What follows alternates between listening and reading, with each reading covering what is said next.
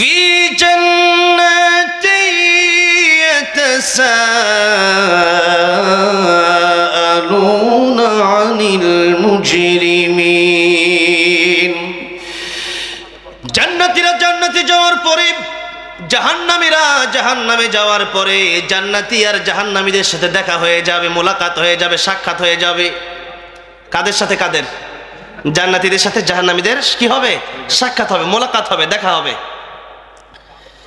কিয়ামতের ময়দানে মানুষকে আল্লাহ পাক দুটি দলে বিভক্ত করবেন। জুড়ে বলেন কয়টা? দুইটা। আল্লাহ বলছেন ফারিকুম ফিল জান্নাতি ওয়া ফারিকুম ফিস সাঈর। একটা দলের নাম জান্নাতি, আরেকটা দলের নাম জাহান্নামী। আল্লাহ বলছেন তোমরা যদি জাহান্নাম থেকে বাঁচতে পারো আর যদি জান্নাতে আসতে পারো, فمن زحزح عن النار وأدخل الجنة فقد فاز। আল্লাহ বলছেন ফামান যুহজিহা আনিন নার, জান্নাত থেকে যে ব্যক্তি বেঁচে গেল আর যে ব্যক্তি উদখিলাল জান্নাহ, জান্নাতের ভিতরে যে ব্যক্তি প্রবেশ করলো জাহান্নাম থেকে বেঁচে, আল্লাহ বলছেন ফাকাদ ফাজ, সে ব্যক্তি সফল হয়ে গেল। তাহলে সফল হওয়ার জন্য যেতে হবে কোথায়? জান্নাতে। কোথায় যেতে হবে? জান্নাতে। আর এই দুনিয়ার ব্যাপারে আল্লাহ বলছেন ওয়ামাল হায়াতুদ দুনিয়া ইল্লা মাতাউল গুরুর। আল্লাহ বলছেন দুনিয়াটা হচ্ছে ধোঁকা, দুনিয়াটা ধোঁকা ছাড়া কিছু না। এই যা কিছু আছে এগুলা নিয়ে কবরে যেতে পারবো না। তিন টুকরা কাফনের কাপড় আর নেক আমল ছাড়া আমার আপনার কবরে কিচ্ছু যাবে না, ঠিক না বেঠিক? সেজন্য জান্নাতে যদি আমরা যেতে পারি এটাই হবে আমাদের সফলতা। প্রকৃত সফল কাম হতে হলে আবার সূরাতুল আসর আল্লাহ পাক 4টা গুণ বর্ণনা করেছেন। জুড়ে বলেন কয়টা গুণ? আল্লাহ বলছেন ওয়াল আসরি ইন্নাল ইনসানা লাফি খুসর ইল্লাল্লাযীনা আমানু ওয়া আমিলুস সালিহাত ওয়া তাওয়াসাউ বিল হাক্কি ওয়া তাওয়াসাউ বিস সবর। আল্লাহ বলছেন, আল্লাহ সময়ের কসম কেটে সময়ের গুরুত্ব বোঝালেন। এরপর আল্লাহ বলেন পৃথিবীর সব মানুষ ক্ষতিগ্রস্ত, লাভবান কারা, সফল কাম কারা, সফলতার মানদণ্ডে কারা পৌঁছলো। আল্লাহ বলছেন 4 গুণ যাদের ভিতরে থাকবে।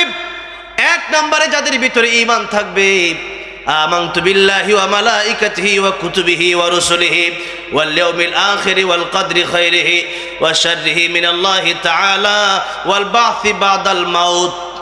এটা হলো ঈমানে মুফাসসাল। আমরা পড়ছি না সবাই? পড়ছি। এই 7 কথা, মূলত 6 কথা যারা বিশ্বাস করবে এরা হলো ইমানদার। আর এরপরেও যদি কেউ আমাদেরকে কাফের বলে তাহলে সে নিজেই কাফের হয়ে যাবে। অনেকে কাফের গোডাউন খুলে বইছে, অনেক হুজুররা খালে আনতা যে কাফের। হ্যাঁ কাফের, কিসের কাফের? তাই আমি 6 কথার কোন কথা মানি নাই। যেমন আমানতু বিল্লাহি, আমি আল্লাহর উপর ঈমান আনলাম। ওয়া মালাইকাতি, আমি ফেরেশতাদের উপর ঈমান আনলাম। ওয়া কুতুবিহি, কুতুবিহির মধ্যে এটা কিতাবের জমা হচ্ছে, বহুবচন হচ্ছে কুতুবুন। এই কুতুবিহি, এই সমস্ত আল্লাহ যত নাজিলকৃত গ্রন্থ আছে সমস্ত গ্রন্থের উপর ঈমান আনলাম। এখন এর ভিতরে সমস্ত গ্রন্থের ভিতরে কোরআন শরীফ শ্রেষ্ঠ কিতাব, শ্রেষ্ঠ গ্রন্থ। এই কোরআন শরীফের উপর আমাদের ঈমান আছে না নাই? এখন কেউ যদি বলে একটা আয়াত মানি না, ঈমান থাকবে? যেমন কাদিয়ানীরা বলেছে, আল্লাহ বলেছেন খাতামান নবিয়্যিন, আমার নবী শেষ নবী। কথাটা কার? জোরে বলেন কথাটা কার? আল্লাহর কথাকে যারা অস্বীকার করে ঈমান থাকে? ঈমান থাকে না। এতটুকু বিভিন্ন ভাবে আন্দোলন করে, বিভিন্নভাবে ওয়াজ মাহফিল করে, বিভিন্ন সেমিনার করে, বিভিন্ন বক্তৃতা অনুষ্ঠান করে, বিভিন্নভাবে লাইভ অনুষ্ঠান করে, এরপরে টকশো করে এদেরকে বোঝানোর দরকারটা কি? এক কথাই শেষ, যেই কাদিয়ানীরা কোরআনের আয়াত অস্বীকার করে এদের ঈমান এখানেই বরবাদ হয়ে যায়। এরা মুসলমান নামধারী হয়ে বাংলাদেশে থাকতে পারে না, এরা কাফের নামধারী হয়ে বাংলাদেশে থাকবে, ঠিক না বেঠে? তাহলে কুতুবিহি, আমরা সমস্ত কিতাবের উপর আমরা বিশ্বাস করলাম, আর কাদিয়ানী বিশ্বাস করে না, তাহলে ঘোষণা হচ্ছে কাদিয়ানীরা কাফের। বলেন কাফের, কাফের। হ্যাঁ, স্লোগান দিতে হবে, এই আওয়াজ তুলতে হবে, কাফের, কাফের। কাদিয়ানীরা কাফের। নবীর পরে নবী নাই, সংসদে আইন চাই। আমি কয়েকবার বলেছি ডক্টর ইউনূস সাহেব যতগুলো কাজ করছেন বেশি ভালো কাজ তো হইতেছে না, এরপরও একটা ভালো কাজ করে যান, সেটা হলো আপনি থাকা অবস্থায় কাদিয়ানীদেরকে কাফের ঘোষণা করে যান। শত শত বছর এই জাতি আপনার জন্য দোয়া করবে, শত শত বছর এই মুসলিম জাতি আপনাকে মনে রাখবে। একটা কাজ ভালো করে যান। এজন্য কাদিয়ানীদের সাথে আমাদের কোনো আপোষ নাই। হ্যাঁ, অন্যান্য সমস্ত কাফের, বেঈমান, মুশরিক, হিন্দু, বৌদ্ধ, খ্রিস্টান, ইহুদি, নাসারা সবাই এই দেশে থাকতে পারবে, তাতে কোনো বাধা নাই। তবে কথা হচ্ছে যে যেই ধর্ম পালন করে সেই ধর্মের নাম দিয়ে থাকতে হবে। কাদিয়ানীর মুসলিম ধর্মের নাম দিয়ে থাকবে আর আমার দেশের সাধারণ মুমিন মুসলমানদেরকে বিভ্রান্ত করবে। আমরা আলেমরা বেঁচে থাকতে, ইমানদাররা বেঁচে থাকতে কাদিয়ানীদের এই ষড়যন্ত্র বাংলাদেশে বাস্তবায়ন হতে দেব না, দেব না, দেব না। তাহলে কাদিয়ানীদের সাথে আমাদের কোনো আপোষ, যেমন আপোষ নাই। তাহলে আসেন ইমানদার, আল্লাহ বলছেন ইমানদার যদি হও, আল্লাহ নবী বলেন ইমানদার যারা হবে, এক রাওয়ায়াতে আসছে এই দুনিয়ার 10 দুনিয়া পরিমাণ, আরেক রাওয়ায়াতে আসছে এই দুনিয়ার চাইতে 10 গুণ বড় জান্নাত সবচেয়ে কম ইমান যার থাকবে আল্লাহ তারে দিবেন। তাহলে বলেন দুনিয়াতে যদি এমন কেউ থাকেন যে এই সাবার কিনতে পারেন বা ঢাকা, পুরো ঢাকাটা কিনতে পারেন, এমন ধনী যদি কেউ থাকেন, কি মনে করেন শান্তিতে ঘুমাইতে পারবেন? অথবা আপনার কাছে এমন একটা দামি সম্পদ আছে যে এই দামি সম্পদ আপনার পকেটে থাকার কারণে, এই দামি সম্পদ থাকলে আপনি পুরো ঢাকা কিনতে পারেন। কি বলেন আপনার পিছে সুর লাগবে কি লাগবে না? ডাকাত লাগবে কি লাগবে না? বিভিন্ন জায়গা থেকে বিভিন্ন লোক লাগে বলবে আপনার পিছনে। কেন? যে এত দামি জিনিস যদি হাইজ্যাক করতে পারি তবে তো ঢাকাটা কিনতে পারি। তাহলে যেই সম্পদ থাকলে ঢাকা কিনা যায়, ওই সম্পদ চুরি করার জন্য যদি চোর থাকে, ডাকাত থাকে, হাইজ্যাকার থাকে, যে ইমান দিয়ে দুনিয়ার চেয়ে বড়, দুনিয়ার চেয়ে 10 গুণ বড় জান্নাত পাওয়া যায়, সেই ইমান চুরি করার জন্য বুঝি লোক নাই? আছে না নাই? শয়তান আছে, হিজবুত শয়তান আছে, হিজবুত শয়তান, হিজবুত তাওহীদ, এদের নাম হচ্ছে হিজবুত শয়তান। হিজবুত মানে দল, তাওহীদ আল্লাহর দল হতে পারে না। যাদের পর্দার ঠিক নাই, নামাজের ঠিক নাই, কোরআনের ঠিক নাই, গাঁজাখুর, বিড়িখুর, ইয়াবাখুর হয়ে গেছে, সেই দলের নেতা নাউযুবিল্লাহ, সেই হিজবুত শয়তান। এরা হচ্ছে শয়তানের দল। এই সমস্ত শয়তানের দল যেখানেই পাবেন সেখানেই সাইজ করে দিতে হবে। সেখানে কি করে দিতে হবে? সাইজ করে দিতে হবে। এদের জায়গা বাংলার জমিনে হবে না। বাংলার জমিন, শুধু বাংলার জমিন নয়, পুরো পৃথিবী কার গোলামি করতে হবে? কার আইনে চলতে হবে? আল্লাহর আইনে। আল্লাহ বলছেন ইয়া মা'শারাল জিন্নি ওয়াল ইনসি ইন ইসতাতা'তুম আন তানফুযু মিন আকতারিস সামাওয়াতি ওয়াল আরদি ফানফুযু লা তানফুযুনা ইল্লা বিসুলতান। যারা পারেন সবাই আমার সাথে পড়েন ফাবিআই আলাই রাব্বিকুমা তুকাযযিবান। আল্লাহ বলছেন আমার জমিনে আমার গোলামি যদি ভালো না লাগে, হে পৃথিবীর জেনারা, হে পৃথিবীর মানুষেরা, আমার ইবাদত যদি ভালো না লাগে, আমার গোলামি যদি ভালো না লাগে, আমার আকাশ জমিন ছেড়ে তোমাদের সামর্থ্য থাকলে তোমরা বের হয়ে যাও। আল্লাহর আকাশ জমিন ছেড়ে বের হয়ে যাওয়ার মতো কোনো জায়গা কি আছে নাকি কারো? ইন্ডিয়া কার? আমেরিকা কার? লন্ডন কার? সবই আল্লাহর। যাওয়া কোথায়? আল্লাহ কয় লা তানফুযুনা ইল্লা বিসুলতান। আমার আকাশ জমিন ছাইরা যাওয়ার তোমাদের কোনো জায়গা। তাহলে কি করবো? ফিরে আসো আল্লাহর দিকে, ভালো হয়ে যাও। এখন কেউ যদি ভালো না হয় তাহলে সেই ব্যক্তির জন্য ওয়াজ হচ্ছে যে তুমি ভালো না হইলে তোমার বিপদ। আমি বলে দিলাম আপনাকে এই রাস্তা দিয়ে গেলে আপনি বিপদে পড়বেন। আমি 2-3 দিন আগে ব্রাহ্মণবাড়ি এক জায়গায় আমার প্রোগ্রাম, তো মাহফিল শেষ করে আমাকে বললো যে এলাকায় খুব ডাকাতি হয়, তো আপনি যাওয়ার সময় খুব সাবধানে যায়েন। অথবা কেউ বলছে এই রাস্তা যাওয়া ঠিক হবে না। তো আমি আপনাকে বললাম ডানে গেলে পরে আপনার রাস্তা ভালো, আর বামে গেলে আপনার জন্য বিপদ আছে। আপনি বলেন আমি মানবো না। রাস্তা আপনি বামে গেলেন, যাওয়ার সময় দেখলেন যে আপনার পকেট থেকে মোবাইল টোবাইল সব ডাকাতি করে নিয়ে গেছে। এখনো দেশে ডাকাত আছে না নাই? আমার এক বন্ধুর ওই ব্রাহ্মণবাড়িয়া প্রোগ্রাম থেকে আরেকজন আলোচককে আমি ঢাকা পর্যন্ত নিয়ে আসলাম আমার গাড়িতে করে। আমি ঢাকায় নামায় দিলাম। নামায় দেওয়ার পরে 1 ঘন্টা পরে আরেকজন আলোচক সে ফোন দিছে আমারে যে কোথায় নামায় দিয়ে গেছেন, যেখানে নামাজের ডাকাইতে ধরছে, প্রায় 20,000 টাকা, মোবাইল সব নিয়ে তো গেছেই। পাঞ্জাবিতে এমন আসর দিছে, এমন দাগ মানে আঘাত করছে যে আঘাতের কারণে লোকটা যেখানে যাবে সেখানে আর যেতে পারে না, উল্টা বাড়িতে রিটার্ন করছে। তাহলে এরকম ডাকাত যারা মানুষের হক যারা মেরে খায়, এদের চেয়ে ভয়াবহ বিপদে কিয়ামতের ময়দানে কেউ পড়বে না। ভাইরা আমার, বাবা যে কথা বলছিলাম, আপনাকে আমি সতর্ক করলাম যে আপনি এদিকে যাবেন না, এরপর আপনি গেলেন, বিপদে পড়লেন। তাহলে এই যে ক্ষতিটা হলো, এটা কি আমার হলো না আপনার নিজের হলো? তাহলে আপনাকে আমি বললাম জান্নাতে আপনি যেতে পারলে আপনার লাভ হবে, জাহান্নামে গেলে আপনি আগুনে পড়বেন, বিপদে পড়বেন। কবর অপেক্ষা করছে, অন্ধকার ঘর, সেদিন কিভাবে কবরে থাকবেন একটু কি চিন্তা হয় না?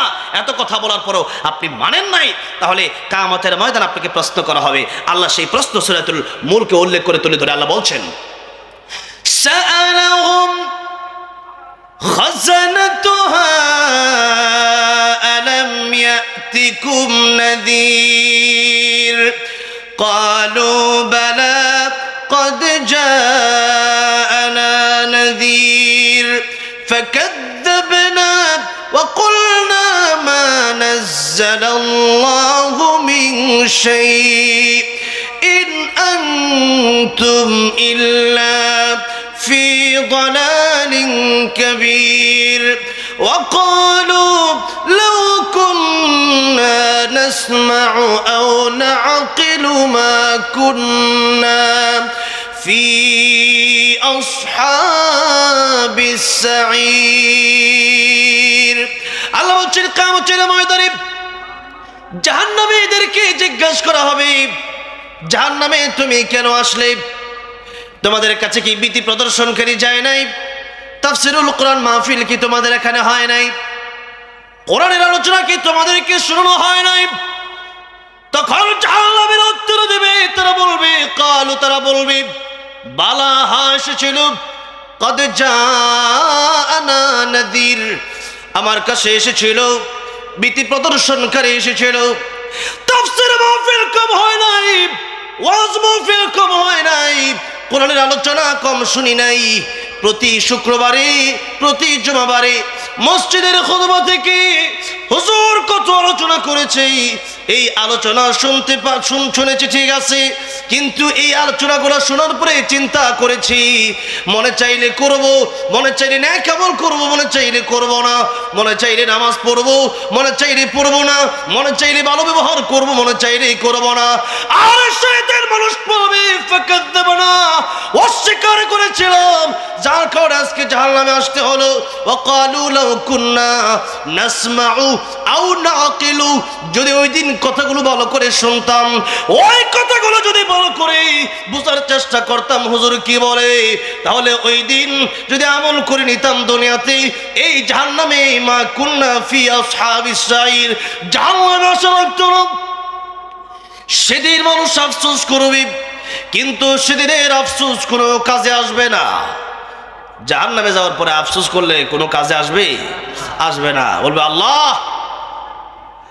আরেকবার দুনিয়াতে পাঠান, আল্লাহ আরেকবার দুনিয়াতে পাঠান, আমরা আর জুলুম করব না, আমরা আর গুনাহ করব না, নামাজ ছাড়বো না। ফাইন উদনা ফাইন্না যালিমুন, আল্লাহ বলবেন ক্বাল আখসাউ ফিহা ওয়া লা তুকাল্লিমুন, লাঞ্ছিত অবস্থায় জাহান্নামে পড়ে থাক, কোনো কথা বলবি না আজকে আমার সাথে। আল্লাহ যদি বলে আমার সাথে কোনো কথা বলবি না, আর কার কাছে আপনি চাইবেন জাহান্নাম থেকে পানা? চাওয়ার কোনো জায়গা আছে? কোরআন শরীফে আসছে প্রথমে জাহান্নামী রক্ষার পরে আস্তে আস্তে মালিক, জাহান্নামের ফেরেশতাদের লিডার মালিককে বলবে, এরপরে আল্লাহকে ডাক দিবে, কোনো কাজ হবে না। সেদিন আফসোস না করে এখন যদি একটু ইবাদত করে যেতে পারি, এটাই আমার জন্য পরকালে নাজাতের উসিলা হবে। ঠিক না বে ঠিক? আল কাইয়িসু মান দানা নাফসাহু ওয়া আমিলা লিমা বাদাল মাউত, আল্লাহ নবী বলছেন প্রকৃত জ্ঞানী সেই ব্যক্তি যে ব্যক্তি নিজেকে নিয়ে চিন্তা করে যে আমি কি করলাম, আমি কি মুতু ক্বাবলা আন তামুতু, মরার আগে মরো। মরার আগে কেমনে মরবেন? মরার আগে মরেন মানে হচ্ছে যে আপনি মরার আগে একটু মরার ভান করলাম, একটু চিন্তা ভাবনা করেন যে এখন আমি মারা গেলাম, একটা অ্যাক্সিডেন্ট হয়ে গেল, আমি যে কোনোভাবে, অথবা আমি অসুস্থ হয়ে আমি আজকে মারা গেলাম। এই মারা যাওয়ার পরে আমি এখন কবরে চলে যাব, আমার সাথে এখন আমার নবী বলেন তোমার 3 ভাই, এক ভাইয়ের নাম আত্মীয় স্বজন, এক ভাইয়ের নাম তোমার সম্পদ, এক ভাইয়ের নাম হচ্ছে তোমার নেকামল। নবী বলেন তোমার আত্মীয় স্বজন তোমার সাথে কবরে যাবে না, তোমার সাথে তোমার ধন সম্পদ কবরে যাবে না, তোমার সাথে যাবে একটা ভাই, সে ভাইয়ের নাম হচ্ছে নেকামল। তো নেকামল যদি তুমি করো, যত নেকামল করবা ততই তোমার কবর শান্তি হবে, যতই নেকামল করবা তত তাড়াতাড়ি জান্নাতে যেতে পারবা, যতই নেকামল করবা ততই তুমি সফল হবা। এখন আমি একটু মরার চিন্তা ভাবনা করে দেখি তো আজকে 24 ঘন্টায় আমি কি আসলে 5 ওয়াক্ত নামাজ পড়লাম? আজকের এই 24 ঘন্টায় আমি কি কতটুকু সময় জিকির করলাম? আমি কতটুকু সময় কোরআন পড়লাম? আমি কতটুকু সময় মানুষের সাথে ভালো ব্যবহার করলাম? কুলু লিন্নাসি হুসনা। আরে মুমিন বান্দা যদি হাসি মুখে কথা বলে সেখানেও সদকা দেওয়ার সব হয়ে যায়। জোরে কোন সুবহানাল্লাহ। তাহলে একটু চিন্তা করে দেখেন যে আজকের 24 ঘন্টায় আমি কতটুকু নেকামল করলাম, কতটুকু বদামল করলাম। আমার জীবন চলে গেল 25 বছর, আপনাদের জীবন যার যতটুকু চলে গেছে তার কতটুকু একটু চিন্তা করেন যে 25 বছরে, 50 বছরে, 60 বছরে আমি কতটুকু ভালো আমল করলাম আর কতটুকু মন্দ করলাম। ভালো করলে তো ভালোই আলহামদুলিল্লাহ, আর একটু চিন্তা করে দেখেন যে চিন্তা করলে দেখা যাবে মন্দ আমলই বেশি। জোরে কোন ঠিক না ঠিক? ভালো আমল খুঁজে পাওয়াই কঠিন হয়ে যাবে। তাহলে ভাইয়েরা আমার, বাবাজিরা আমার, কবরের শান্তির জন্য আমাদের নেক আমলের কোনো বিকল্প নেই। আল্লাহ বলছেন ইল্লাল্লাযীনা আমানু, ঈমানদার যদি কেউ হয়, ওয়া আমিলুস সালিহাত, নেক আমল যদি কেউ করে, ওয়া তাওয়াসাউ বিল হক, এবং সেই নেক আমল নিজে করলে হবে না। কু আনফুসাকুম ওয়া আহলিকুম নারা, নিজেরা একা জান্নাতে গেলে হবে না, নিজের পরিবার, দেশ, জাতি, এই উম্মাহ তাদেরকেও বাঁচানোর জন্য আমাদের সকলের দায়িত্ব আছে না নাই? আছে।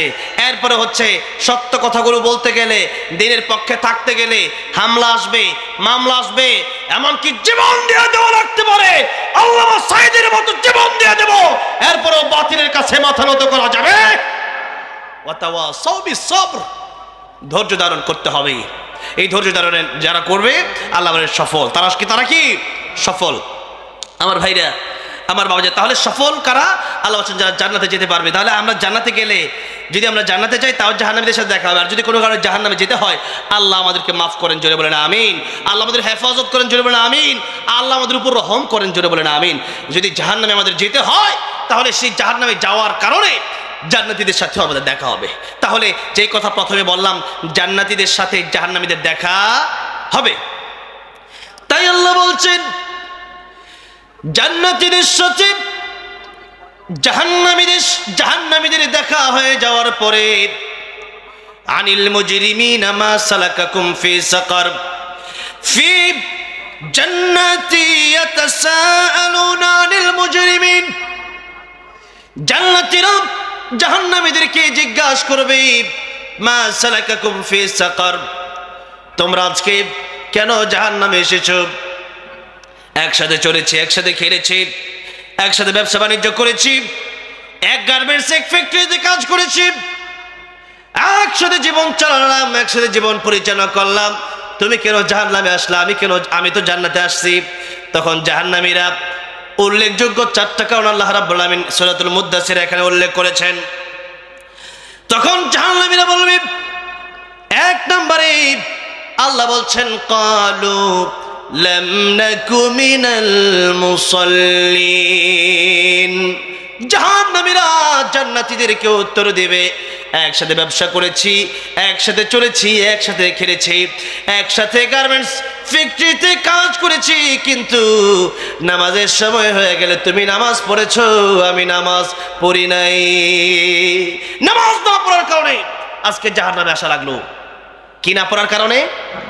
জোরে বলেন, কি না পড়ার কারণে? নামাজ না পড়ার কারণে। নামাজ এটা হচ্ছে গোলাম, সে যে আসলে গোলাম, আমি আপনি যে আসলে গোলাম এর প্রমাণ হবে যখন আমি মালিকের পায়ে, মালিকের কুদরতি কদমে সিজদা মারবো। যখন আমি সিজদা দেব তখনই প্রমাণ হবে যে আমি গোলাম, নিতান্ত গোলাম আমি। এই চিন্তাটা যারা নামাজ পড়ে না, নামাজের সময় হয়ে গেছে, নামাজের চিন্তাও করে, নামাজের টেনশনও করে না, আল্লাহ বলেন কাল আনআম বাল হুম আদাল, এরা কুকুরের চাইতে নিকৃষ্ট। যা নামাজ পড়ে তারা কার চেয়ে নিকৃষ্ট? কুকুরের চাইতে নিকৃষ্ট। মিশরে গিয়েছিলাম ফেরাউনের লাশ দেখার জন্য। এই ফেরাউন তো দেখতে মানুষের মতোই দেখা যায়, আবু জাহেল তো দেখতে মানুষের মতোই দেখা যায়, আবু লাহাব দেখতে মানুষের মতো দেখা যায়, কিন্তু সূরত সুন্দর হলে লাভ নাই। সূরত দেখতে মানুষের মতো দেখা গেলে লাভ নাই, যতক্ষণ পর্যন্ত আল্লাহর গোলামি নিজেকে গোলাম মনে না করবে, যতক্ষণ তার ভিতরে অহংকার, হিংসা আর তার ভিতরে যতক্ষণ পর্যন্ত শয়তানের এই গুমরাহি থাকবে ততক্ষণ পর্যন্ত সে প্রকৃত মানুষ হতে পারে না। তাই আল্লাহ সূরা রহমানের 3টা আয়াত মাঝে মধ্যে তাফসীর আমি করে থাকি। সূরা রহমানের এই 3টা আয়াতের আল্লাহ 2 এবং 3 আল্লাহ বলছেন আল্লামাল কোরআন খালাকাল ইনসান, আমি আল্লাহ আগে কোরআন শেখালাম পরে মানুষ বানালাম। আমরা দেখছি আমরা আগে জন্ম নিলাম, আগে পৃথিবীতে আসলাম, তো আল্লাহ কেন বললেন না খালাকাল ইনসানা আল্লামাল কোরআন? আল্লাহ বলছেন আল্লামাল কোরআন খালাকাল ইনসান, আগে কোরআন শিখাইলাম পরে মানুষ বানাইলাম। তার মানে কোরআন শরীফের এই জ্ঞান এবং কোরআন অনুযায়ী যে ব্যক্তি আমল করে সে ব্যক্তি প্রকৃত মানুষ, আর যে ব্যক্তি কোরআন অনুযায়ী আমল করে না এবং কোরআন মানে না সে ব্যক্তি প্রকৃত মানুষ নয়, বরং কুকুরের চাইতে নিকৃষ্ট। ঠিক না বেঠে? তাহলে আমরা প্রকৃত মানুষ হতে চাই নাকি সুরতে মানুষ হতে চাই? প্রকৃত মানুষ হতে চাই কি চাই না? কোরআন মেনে নেওয়া লাগবে, কোরআন মেনে নেওয়া লাগবে। আমাদের দেশে মাঝে মধ্যে অনেকে প্রশ্ন করেন যে হুজুর কারটা মানবো? একজন তো মাযহাবী, একজন লামাযহাবী, একজন হানাফি, একজন শাফি, একজন মালিকি, একজন হাম্বলি, একজন সুন্নি, একজন ওয়াহাবি, একজন জামাতি, একজন কওমি, একজন আলিয়া। এই যে এই অবস্থা এক একজন এক একটা বর্ণনা করছেন, আমরা কারটা মানবো? মানবেন হচ্ছে তারাক্তু ফীকুম আমরাইন লান তাদিল্লু মা তামাসসাকতুম বিহিমা কিতাবাল্লাহি ওয়া সুন্নাত রাসূলিহি। 1 নম্বর আল্লাহর কোরআন, 2 নম্বর রাসূলুল্লাহ সাল্লাল্লাহু আলাইহি ওয়াসাল্লামের সুন্নাহ। যারা বলেন কয়টা জিনিস? এই কোরআন বিরোধী যদি কোনো পীর হয় পীরকে মানি না, এই কোরআন বিরোধী যদি কোনো নেতা হয় নেতাকে মানি না। লা তাআতা লি মাখলুকিন ফি মাসিয়াতিল খালিক। আল্লাহর বিরুদ্ধে যে এমন কথা বাবা মা বললেও শোনা যাবে না। আমাদের দেশে নামাজ না পড়ার কারণে মানুষ সবচেয়ে বেশি জাহান্নামে যাবে। লক্ষ্য করেন আল্লাহ বলছেন কু আনফুসাকুম ওয়া আহলিকুম নারা, নিজে জাহান্নাম থেকে বাঁচাও, পরিবারকে জাহান্নাম থেকে বাঁচাও। নবী বলছেন ও আমার উম্মতেরা, সন্তানের বয়স যখন 7 বছর তখন তাকে নামাজের জন্য আদেশ দাও। এই সন্তান যদি তখন আর সন্তানের বয়স যখন 10 বছর হয়ে যাবে তখন তোমরা এই সন্তান যদি নামাজ না পড়ে পিটাও। কেন পিটাবা? কারণ হচ্ছে যে ব্যক্তি নামাজ পড়ে না সে আল্লাহর চেনে না, যে আল্লাহর চেনে না বাপ মাও চেনে না। কোন ঠিক না বেঠে? এই জন্য আগে আল্লাহকে চিনতে হবে। আগে কাকে চিনতে হবে? আল্লাহকে চিনতে হবে। যে আল্লাহ এত সুন্দর বডি স্ট্রাকচার দিলেন, এই রুহু আল্লাহ আমাদেরকে দিলেন। নবীকে প্রশ্ন করা হয়েছিল ও নবী রুহু কি? আল্লাহ বলছেন ওয়ায়াসআলুনাকা আনির রূহ কুলির রূহু মিন আমরি রাব্বি ওয়ামা উতীতুম মিনাল ইলমি ইল্লা কলিলা।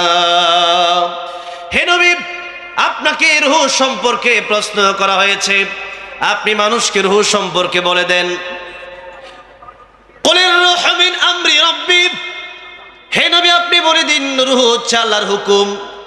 যেদিন আল্লাহ হুকুম করেছিল সেদিন রূহ আমার ভিতরে এসেছিল, আর সেই রূহ পায়া, সেই জীবন পায়া আজকে মানুষের সাথে এটা করব ওটা করব ক্ষমতার জন্য মারামারি করে নিজের জীবনকে অন্য জাহান্নামের পথের প্রতীক আমরা বানাচ্ছি। এই জন্য আল্লাহ যদি রূহ না দিতেন কারো ক্ষমতা ছিল না রূহ দেওয়া। আবার যেদিন পৃথিবী থেকে আমরা চলে যাব সেদিন কেউ বাঁচাতে পারবে? আমরা যেদিন পৃথিবী থেকে চলে যাব পৃথিবীর এমন একটা ক্ষমতা দেখাতে পারবেন যেই ক্ষমতা, যেই ব্যক্তি, যেই দল আমার রূহটা আবার আমাকে ফিরিয়ে দিতে পারবে? কেউ আছে? মাশাআল্লাহ। কেমন আছেন ভাই? আলহামদুলিল্লাহ। ভালো আছেন না? আলহামদুলিল্লাহ। শেষ করেন আর 5 মিনিট। হ্যাঁ ইনশাআল্লাহ। আমার ভাই চলে এসেছেন, কথা বলবেন আপনাদের সামনে, শুনবেন, মন দিয়ে শুনবেন ইনশাআল্লাহ। আচ্ছা আচ্ছা ঠিক আছে। আচ্ছা আমি তো 4টা আয়াতে তরজমাটা করে শেষ করে দিচ্ছি। তাহলে আমার ভাইরা, আমার বাবাজিরা, নামাজ বেনামাজি হওয়ার উল্লেখযোগ্য কারণ হচ্ছে আল্লাহ নবী বললেন তোমরা 7 বছর বয়সে সন্তানকে নামাজের আদেশ দাও, 10 বছর বয়সে সন্তানকে পিটাও যদি নামাজ না পড়ে। তাহলে নামাজের জন্য কোনো কম্প্রোমাইজ, কোনো ছাড় নেই। যদি আপনি নামাজের জন্য আদেশ না করেন আপনি মনে রাখবেন বাবা মা হিসাবে আপনি নিজে তাকে জাহান্নামে দিচ্ছেন। কিয়ামতের মধ্যে সে বলবে আল্লাহ আমার বাপ মাকে রব্বানা আতিহিম দিফাইন মিনাল আযাব ওয়াল আনহুম লানান কাবীরা। আল্লাহ যারা আমাকে নামাজের জন্য বলে নাই তাদেরকে আল্লাহ আপনি দ্বিগুণ আযাব দেন। নাউযু বিল্লাহি মিন যালিক। নেতা যদি কর্মীকে নামাজের আদেশ না দেয় কর্মীরা নেতার বিরুদ্ধে এই অভিযোগ করবে। সেই জন্য বেনামাজি হওয়ার উল্লেখযোগ্য কারণ হচ্ছে বাবা মার অলসতার কারণে সন্তানরা বেনামাজি হয়ে যায়। তাহলে সন্তানকে ছোটবেলায় যদি নামাজি বানায় দেন আপনি, যে ব্যক্তি নামাজ পড়ে তার চেয়ে ভালো মানুষ কেউ নাই। ঠিক না? ঠিক। আর যে নামাজ পড়ে না তার চেয়ে নিকৃষ্ট মানুষ কেউ নেই। তাহলে জাহান্নামীরা বলবে ক্বালু লাম নাকু মিনাল মুসাল্লিন ওয়া লাম নাকু নুতঈমুল মিসকিন। নামাজ পড়ি নাই, নামাজ না পড়ার কারণে জাহান্নামে এসেছি। আল্লাহর নবী এক হাদিস শরীফের ভিতরে বলেছেন কিয়ামতের ময়দানে সর্বপ্রথম নামাজের হিসাব হবে, আর যে ব্যক্তি নামাজের হিসাব দিয়ে পার পেয়ে যাবে, সব জায়গায় সে ব্যক্তি পার পেয়ে যাবে, তার কারণে সে ব্যক্তি জান্নাতের মেহমান হয়ে যাবে, সুবহানাল্লাহ। আর যে ব্যক্তি নামাজের বেলায় গাফিল হয়ে যাবে, নামাজ পড়বে না, নামাজ ছেড়ে দিবে, সে ব্যক্তি কিয়ামতের ময়দানে সর্বপ্রথম নামাজের হিসাব দিতে গিয়ে ধরা খেয়ে যাবে। আল্লাহর নবী বলেন নামাজের হিসাব দিতে গিয়ে যে ব্যক্তি ধরা খেয়ে যাবে, সব জায়গায় সে ব্যক্তি ধরা খেয়ে যাবে, আর সমস্ত জায়গায় ধরা খাওয়ার কারণে সে ব্যক্তিকে জাহান্নামে যাওয়া লাগবে, নাউযুবিল্লাহ। তাহলে নামাজ পড়বেন না ছাড়বেন? আপনি যদি বলেন পড়বো না, তো আল্লাহর কোনো ক্ষতি হবে? আমার কোনো ক্ষতি নাকি নিজের ক্ষতি হবে? আপনাকে বলে দিলাম এটা অন্ধকারের পথ, এদিকে যাওয়া যাবে না। নামাজ না পড়লে আপনি জাহান্নামে ঢুকে পড়ছেন, আপনি যায়েন না। এরপরেও যদি আপনি যান, আপনার নিজের ক্ষতি আপনি করবেন। ফাযাক্কির ইন্নামা আনতা মুযাক্কির লাস্তা আলাইহিম বিমুসাইতির। পিঠায় মানুষ বানানো যায় না, কোরআনের মাধ্যমে মানুষকে ভালো বানাতে হয়। কিসের মাধ্যমে? কিতাবুন আনজালনাহু ইলাইকা লিতুখরিজান নাসা মিনাদ যুলুমাতি ইলান নূর। কোরআনের মাধ্যমে মানুষকে ডাকা যায় অন্ধকারের পথ থেকে আলোর দিকে। তাহলে এক নম্বরে নামাজ পড়তে হবে, জীবনে এক নম্বরে কি করতে হবে? দুই নম্বর ওয়ালাম নাকু নুতঈমুল মিসকিন, গরিব দুঃখী অসহায় এতিম মিসকিন তাদের পাশে আমাদের দাঁড়াতে হবে, মানবতার কাজ আমাদের করতে হবে, ঠিক না ভাই? ঠিক।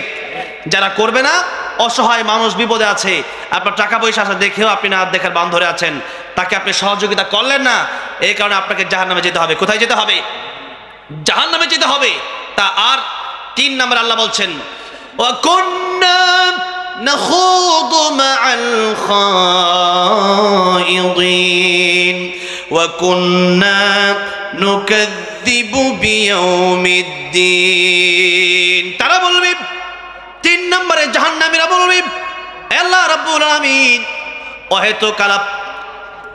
অহেতুক সমালোক যারা ছিল, অহেতুক আড্ডাবাজিতে লিপ্ত হয়েছিলাম, চায়ের দোকানে লম্বা সময় বসে বসে মানুষের গীবত করেছি, কিন্তু সুবহানাল্লাহ বলতে পারি নাই, আলহামদুলিল্লাহ বলার মতো সময় পাই নাই। তিনবার সূরা ইখলাস তেলাওয়াত করলে এক খতম কোরআন শরীফের সওয়াব হয়ে যায়। তিনবার সূরা ইখলাস পর্যন্ত পড়ার সময় অনেকে পায় না, কিন্তু সারাদিন মানুষের বিরুদ্ধে গীবত করার সময় তার অভাব নাই, ঠিক না বেঠে? তাই গীবত এত বড় ব্যাধি, এত বড় রোগ। গীবত যারা করে এরা নিজের আমলকে নিজেরা ধ্বংস করে, নিজের আমল তারে দিয়া তার গুনাহ আপনাকে নিয়ে জাহান্নামে যাওয়া লাগবে গীবত করার কারণে। কি করার কারণে? গীবত করার কারণে, পরনিন্দা করার কারণে, অন্যের সমালোচনা করার কারণে, অন্যের দোষ তাকে ছোট করার জন্য চর্চা করার কারণে আপনাকে জাহান্নামে যাওয়া লাগবে। চার নম্বরে তারা বলবে ওয়া কুন্না নুকাযযিবু বিয়াউমিদ্দিন। কিয়ামত সম্পর্কে আমরা গাফিল ছিলাম। এটা কাফেরদের ব্যাপারেও আছে, আবার অনেক ইমানদার নামদার ইমানদার আছে। পরকাল যখন বলা হয় তখন বলে পরকাল তো এটা পরে দেখা যাবে, এরকম গাফেল যারা এই পরকালকে অস্বীকার করেছিলাম, পরকালের ব্যাপারে গাফেল ছিলাম। পরকালে সব হিসাব আল্লাহর কাছে দিতে হবে কি হবে না? এই সব হিসাব আল্লাহর কাছে দিতে হবে একদিন। এই দিন নয়, আরো দিন আছে। এই দিন নিয়ে যাবে সেই দিনের কাছে, সেটা হলো কিয়ামতের ময়দান। সেটা কোন ময়দান? আল্লাহ বলছেন লিতুজজা কুল্লু নাফসিন বিমা তাসআ। বান্দারে প্রত্যেকের বদলা আমি আল্লাহ দিয়ে দেব। বন্ধ করলে মন্দের বদলা, আর ভালো করলে তার ভালোর বদলা আমি আল্লাহ তোমাদেরকে একদিন দেব। সেই জন্য দুনিয়াতে এর বদলা কেউ দিতে পারে না, বদলা দিতে পারে কে? তাই মানুষ উপকার করলে বলবেন জাযাকুমুল্লাহ। কি বলবেন? জাযাকুমুল্লাহ। তা আল্লাহ আপনাকে বদলা দিবে, আমি বদলা দিতে পারবো না। ঠিক আছে তো ইনশাআল্লাহ? আল্লাহ আমাদেরকে নামাজি বানায় দেন, জোরে বলেন আমিন। গীবত তুহমত থেকে হেফাজত করেন, জোরে বলেন আমিন। এতিম মিসকিন গরিবদের পাশে থাকার তৌফিক দান করেন, বলেন আমিন। এবং কিয়ামত সম্পর্কে আমাদেরকে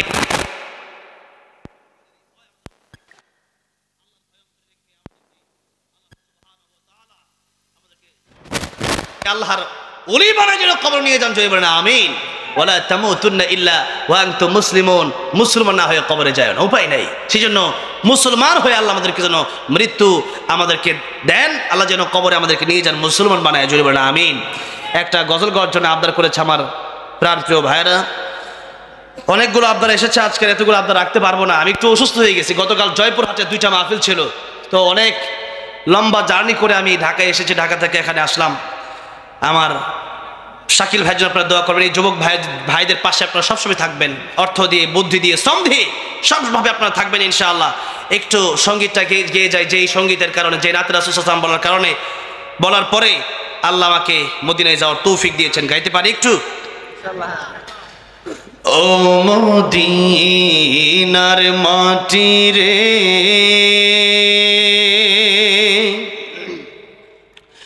সকল সুখ বুঝি তোর কপালে। ও মদিনা রে,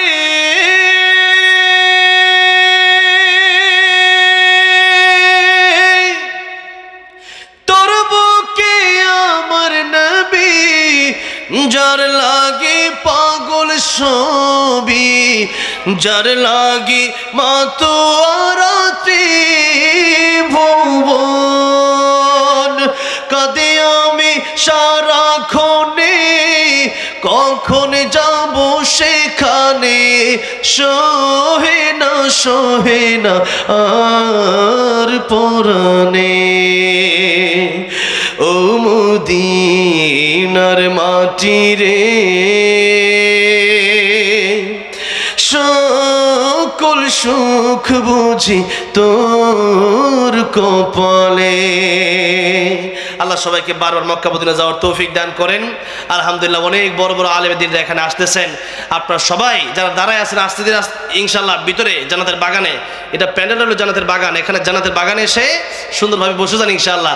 এক একটা আয়াত বোঝার চেষ্টা করবেন। আল্লাহ নবী বলেন, আবু যর 100 রাকাত নফল নামাজ পড়লে যে সওয়াব হতো, তার চেয়ে বেশি সওয়াব তোমার আমল নামে আল্লাহ দান করে দিবেন।